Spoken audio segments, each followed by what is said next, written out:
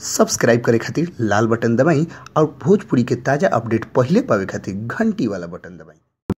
छपरा जिला भोजपुरी पर रउआ लोग के बहुत बहुत स्वागत बा। जी हाँ, आज के दिन बहुत खास बा। कैसे खास बा रउआ लोग समझ सकतनी। खास के कारण ई बाटे कि भोजपुरी के सुपर स्टार पवन सिंह के आज हिंदी एल्बम रिलीज होके जा रहल बा। जी हाँ, वो हिंदी एल्बम के नाम है मेरे रस के कमर। जी हाँ, मेरे रस के कमर आज के दिन यानी शुक्रवार के दिन रउआ लोग के बीच मार्केट में 19 तारीख के आ जाई। जी हाँ, 19 तारीख के ई गाना रिलीज होखे वाला बा वेब म्यूजिक के ऑफिशियल चैनल पर। जी हाँ, रुआ लोग गाना के सुन सकतानी।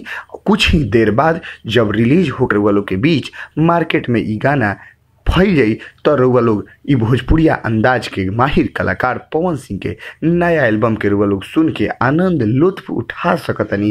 कैसन अब की गौले बने मेरे रस के कमर, जेकर म्यूजिक डायरेक्टर बने अविनाश झा घुंगरू जी और परिकल्पना कैले बने दीपक सिंह जी। तो ई गाना सुनल भोजपुरिया दर्शक लोग खातिर बहुत ही बेसब्री से इंतजार बाटे कि कैसन उनकर फिल्म आवत हटे, कैसन एल्बम ही आवत हटे, जौना के बारे में लोग बहुत कयास लगा रहल बटे। भोजपुरी इंडस्ट्री से लेके हर इंडस्ट्रीज के लोग के निगाह टिकल बटे पवन सिंह के ई एल्बम, जौना एल्बम के नाम है मेरे रस के कमर।